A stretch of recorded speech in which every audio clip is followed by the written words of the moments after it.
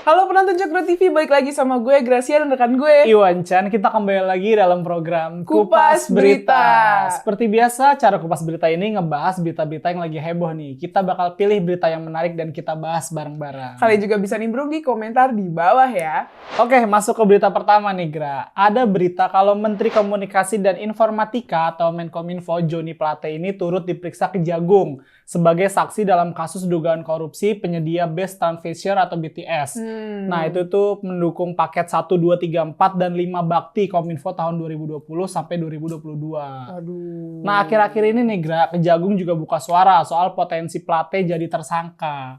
Direktur Penyidikan Jaksa Agung Muda Bidang Tindak Pidana Khusus Kejaksaan Agung Kuntadi nyebut kalau hal itu terlalu dini dan masih terlalu jauh nih dengan proses penyidikan yang masih berlangsung gitu. Waduh, iya tuh Bang. Tapi ya infonya nih Bang, ya di Istana Negara ini Pak Presiden Jokowi udah ngewanti-wanti tuh.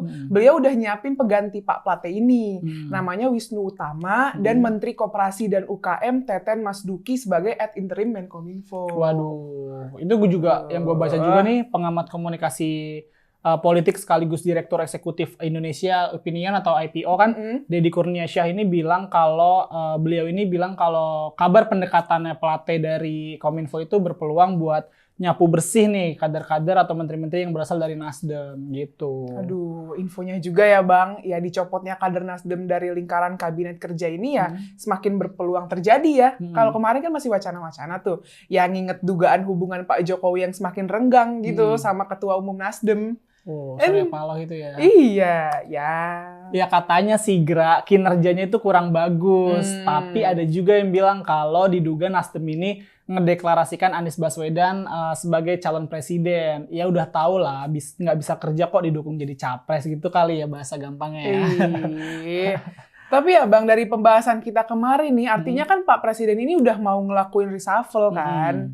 Sama menteri-menteri Nasdem ini jauh-jauh hari udah punya alasan tapi ya nggak kunjung dilakuin, tapi sekarang peluangnya ada.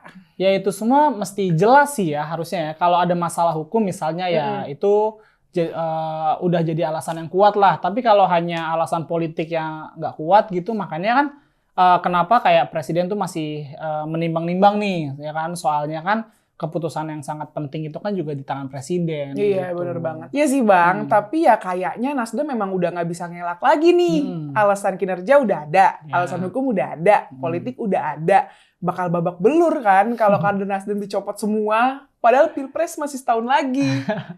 Ya namanya juga resiko itu kan pilihan lah ya. Ya mungkin dulu ini nggak dipertimbangin lah sama Nasdem. Padahal kan ini paling genting banget nih, soalnya kan sebagai presiden itu kan Jokowi punya kepentingan juga buat ngejaga proyek infrastruktur yang mangkrak juga takutnya gitu. Bayangin aja kalau Anies yang terpilih, wah buyar tuh semuanya tuh. Aduh, mangkrak sini, susah nanti ya. Oke, kita masuk ke berita selanjutnya nih Bang. Ada berita kalau Panji Pragiwaksono, lu tahu nggak? Stand up komedian itu. Komika. Nah, dia ini dikecam nih sama netizen sehabis bikin jokes terkait Brigadir J. Waduh. Nah Bang, awalnya Panji ini tuh baca berita yang judulnya tuh Putri Chandrawati divonis 20 tahun penjara. Nah, Ibu Yosua bilang, kami puas gitu. Ya isi tweetnya tuh kayak, kira-kira Putri dan Yosua di kamar berdua ngapain? Wrong answer only. Ya, emang tujuannya bercanda sih. Tapi ya warganet nganggepnya ya apa yang dilakuin ya nggak etis gitu. Dianggap nggak punya empati. Waduh, iya juga tuh ya dikritik banyak orang juga kan si Panji itu, rame juga tuh. Banyak yang bilang juga kalau seharusnya si Panji ini nggak berperilaku kayak gitu loh, nggak etis lah. Ngingat juga kan Brigadir J ini udah almarhum juga kan ya, terus juga sempat difitnah kayak gitu, ngelakuin pelecehan ke Putri Chandrawati juga kan, aduh. Iya, nggak etis ya Bang, bercandain orang yang meninggal. Iya, sebenarnya dark jokes kayak gini ya biasa lah di kalangan kita kan. Tapi ya biasanya yang diomongin ya tentang diri sendiri nih, keresahan diri sendiri, pengalaman diri sendiri, bukan orang lain. Iya, tapi itu kayak ibarat kayak ngerosting lah ya. Kalau orang lain pun ada etika baiknya juga kan ya. Ada etika. Izin dulu seenggaknya di depan orangnya gitu, teman-teman nggak macem-macem lah. Kalau Kalau jokes biasa mungkin bisa diterima sama orang-orang juga gitu, bisa dilihat juga sama orangnya langsung. Tapi kan ini orangnya udah nggak ada gitu. Nah ini juga nih Bang, jangan berlindung di balik kata baperan gitu. Ya kalau nyinggung ya gimana, kan dilihat juga orangnya ini bisa diajak bercanda nggak gitu. Iya, si Panji ini mestinya hati-hati lah dalam beropini gitu, karena dia kan emang orang terkenal juga kan, public figure juga. Jadi ucapannya itu ya berdampak besar juga. Kalau dia ngeledek seseorang itu kan banyak yang orang nggak bakal tahu juga, dan itu tentu nggak pantas juga dilihat sama orang juga, orangnya udah meninggal digituin kayak ya tapi ya kayaknya dia nggak bakal kapok sih Bang, apalagi ya nyesel karena ya mungkin dia yang nganggapnya itu bagian dari kebebasan berekspresi, biasa kan komika gitu. Apalagi ya dia ini komika kan, jadi ya udah biasa ngeledekin orang gitu, ya mungkin ya nggak ngerasa itu salah gitu. Nah itu tuh harusnya persoalannya, kayak dia nggak bisa menjadikan dirinya sebagai ukuran orang umum jatuhnya kan. Mestinya kan dia itu menyesuaikan lah. Kalaupun bagi banyak orang itu kan ya nggak pantas juga dilakuin ya meskipun bagi dia itu biasa aja gitu. Berarti harus banyak bercermin kali ya. Ya. Soalnya kan di Indonesia itu kan ya ada yang namanya tata krama gitu kan. Makanya kalau ada orang yang ngelanggar norma sosial ya bakal kena hukum sosial. Ya mestinya ya dia paham lah ya yang beginian gitu. Ya kan Indonesia, dia kan orang Indonesia juga gitu. Dia tahu lah this is Indonesia. Ya, iya tiap orang kan juga punya pandangan beda-beda lah Gra ya. Maksud gue tuh kayak ingin aja berbuat sesuai pandangan orang umum gitu loh. Tapi ya ada juga yang kayak Panji gini, dia merasa punya pandangan sendiri, terus nggak butuh pandangan orang lain, jadinya ya runyam kayak gini gitu. Susah ya kalau udah kayak gitu mau diapain juga.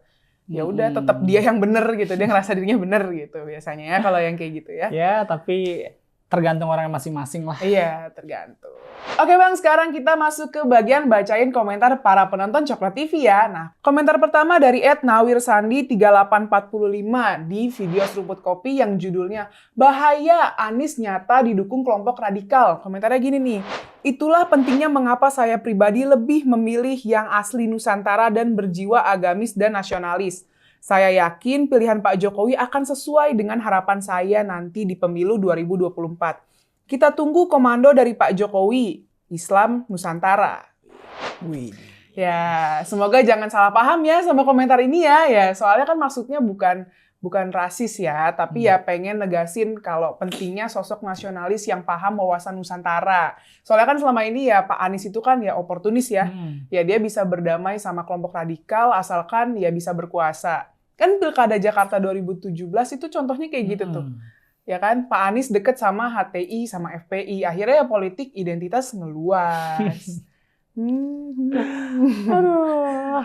Komentar selanjutnya datang dari Agapitu Salimi di 8908 di video Logika Ade Armando yang judulnya "PSI mengajari Amin Rais, Rocky Gerung soal politik identitas". Komentarnya gini nih, "Prihatin dengan para punggawa politik yang terlihat cerdas tapi tidak bijak. Semua karena dahaga dan ambisi kekuasaan. Ayo, tolak politik identitas. Terima kasih Bang Ade atas pencerahannya hari ini." Wah. Ya, politik identitas itu berbahaya banget, Gra. Makanya siapapun yang mengkampanyekan politik identitas itu harus dilawan, teman-teman. Karena itu mengancam persatuan Indonesia nantinya. Kalau misalkan politik identitas dibiarkan, ya siap-siap aja Indonesia bakal bubar gitu loh. Soalnya kan Indonesia ini disatukan dalam berbagai perbedaan gitu loh, berbagai kebudayaan atau berbagai agama juga. Kalau perekatnya udah dirusak nih, ya kita bisa bercerai-berai gitu.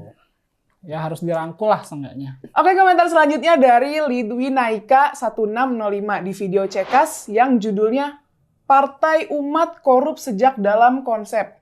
Komentarnya gini nih, "Kewarasan dan nasionalisme saya meningkat dengan pencerahan Kang Sobari. Matur nuwun Kang, saya tidak pernah melewatkan channel ini. Semoga sehat selalu Kang, tetap temani bangsa kita ini."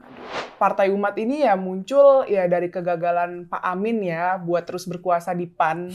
Ya makanya partai baru ini ya ngelakuin segala cara lah biar terus diperbincangkan. Padahal ya orang-orang juga paham kan gimana pula tuh si Pak Amin Rais ini selama ini. Kan kalau di PAN aja ya nolak apalagi yang lain. Kayak di PAN aja ditolak apalagi yang lain. Gitulah. Makanya bikin partai sendiri dia. Komentar selanjutnya datang dari Eko Suwarno 4940 di opini terkini yang judulnya "Jadi ketua PSSI, beranikah Erick Thohir sikat mafia bola dan tertibkan supporter?" Komentarnya gini nih, "Semoga dengan kepengurusan baru dunia sepak bola Indonesia bisa lebih baik. Cari talent-talent muda berbakat yang selama ini belum punya prestasi karena tidak tercium klub-klub sepak bola dalam negeri. Indonesia negara yang sangat besar dengan jumlah penduduk yang sangat besar. Rasanya sangat naif jika harus ada di bawah negara-negara tetangga yang jumlah penduduknya hanya sepersekian persen dari penduduk Indonesia." Wah, ini lagi rame juga nih, Pak Erick lagi diperbincangkan teman-teman, kayak karena udah masuk ranah politik juga kali ya gitu. Iya, masuk tahun politik. Langkahnya Pak Erick Thohir ini jadi ketua umum PSSI ya nggak luput juga dari sorotan politik juga kan. Tapi apapun motifnya, Pak Erick Thohir ini pernah punya pengalaman mimpin sebuah klub sepak bola. Jadi ya masih nyambung lah kalau emang misalkan dia ngurus sepak bola di Indonesia. Ya semoga aja sih ada perubahan setelah Pak Erick masuk ke sana gitu. Iya, lu sebagai orang yang seneng sepak bola gimana nih? Setuju gue. Setuju. Semangat Pak Erick. Wadaw. Oke, mungkin itu aja beberapa komentar yang menarik nih yang ada di channel Cokro TV. Jangan lupa like, comment, subscribe channel ini. Stay tune terus di program kita di Kupas Berita. Bye-bye.